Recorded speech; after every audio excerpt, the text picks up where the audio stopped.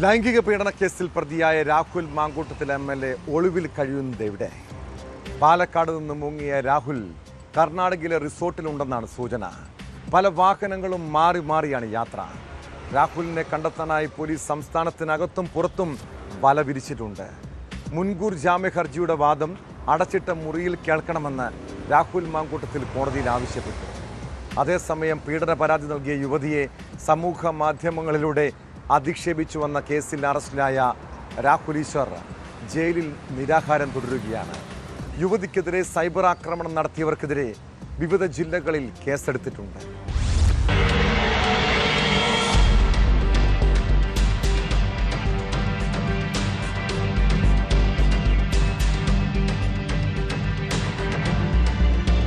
രാഹുൽ മാങ്കൂട്ടത്തിൽ ഒളിവിൽ കഴിഞ്ഞത് കർണാടക അനൈഗലിലെ നിർമ്മാണത്തിലിരിക്കുന്ന റിസോർട്ടിലെന്നാണ് പോലീസിന് കിട്ടിയ സൂചന. വനമേഖലയോട് ചേർന്ന റിസോർട്ടാണിത്.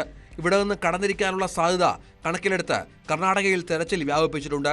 തമിഴ്നാട് അതിർത്തിയിലുള്ള ബാഗലൂരിൽ നിന്നാണ് രാഹുൽ അനഗലിലേക്ക് മുങ്ങിയത് എന്നാണ് വിവരം. ഞായറാഴ്ചയാണ് രാഹുൽ ബാഗലൂരിലെത്തിയത്. ഇവിടെ രാഹുൽ എത്തിയ കാർ പോലീസ് കണ്ടെത്തി. ഈ കാറിൽ ഉണ്ടായിരുന്നയാൾ ഓടി രക്ഷപ്പെട്ടു. അന്വേഷണ സംഘം രണ്ടായി തിരിഞ്ഞാണ് പരിശോധന. ഒരു സംഘം പൊള്ളാച്ചിയിലും പരിശോധന നടത്തി. ഒളിവിൽ കഴിയുന്ന രാഹുൽ കാറുകൾ മാറി മാറി ഉപയോഗിക്കുന്നുണ്ടെന്നാണ് അന്വേഷണ സംഘത്തിന്റെ സംശയം. വ്യാഴാഴ്ച വൈകിട്ട് രാഹുൽ മാങ്കൂട്ടത്തിൽ പൊള്ളാച്ചിയിലേക്കും പിന്നീട് കോയമ്പത്തൂരിലേക്കും പോയി. CCTV ഉള്ള പാതകൾ പരമാവധി ഒഴിവാക്കിയാണ് യാത്ര.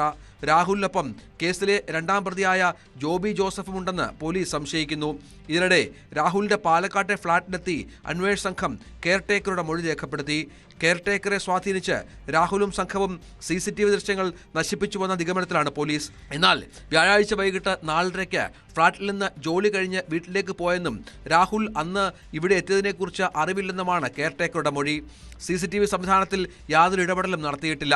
രാഹുൽ രക്ഷപ്പെട്ട ചുവന്ന പോളോ 2 ആഴ്ചയായി ഫ്ളാറ്റിലുണ്ടായിരുന്നതായും വ്യാഴാഴ്ചയ്ക്ക് ശേഷം കാർ ഫ്ളാറ്റിൽ വന്നിട്ടില്ലെന്നുമാണ് മൊഴി.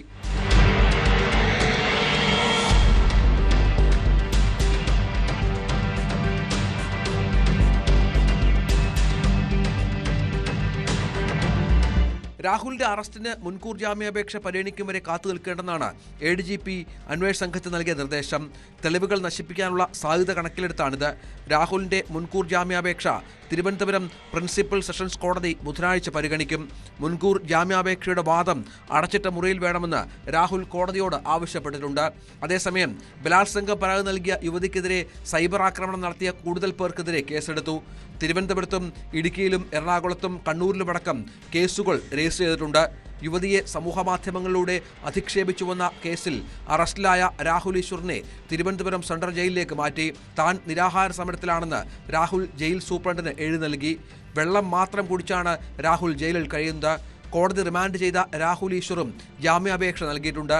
രാഹുൽ ഈശ്വറിനെ കസ്റ്റഡിയിൽ ആവശ്യപ്പെട്ട് സൈബർ പോലീസ് അഡീഷണൽ CJM കോടതിയിൽ അപേക്ഷ നൽകി. രാഹുലിനെ ബുധനാഴ്ച ഹാജരാക്കാൻ കോടതി പ്രൊഡക്ഷൻ വാറണ്ട് പുറപ്പെടുവിച്ചിട്ടുണ്ട്.